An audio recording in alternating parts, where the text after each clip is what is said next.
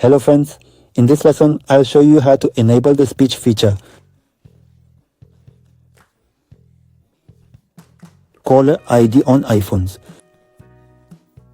So before we get started, if this is your first time watching, please support me by hitting the subscribe button, like and share this video with friends and family.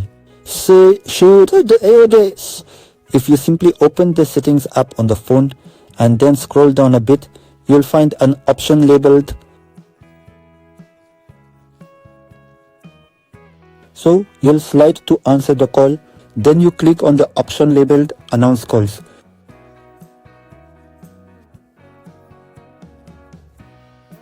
You always activate the first option immediately. Like this, and now when anyone calling you will be shown. His name obviously needs to be written down. That person's number should be on your phone.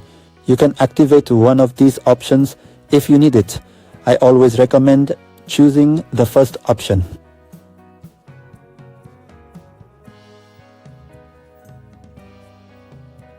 That's it for our lesson, my friends. We'll meet in another lesson. You can watch this playlist of iPhone tutorials. You will find explanations that will benefit you.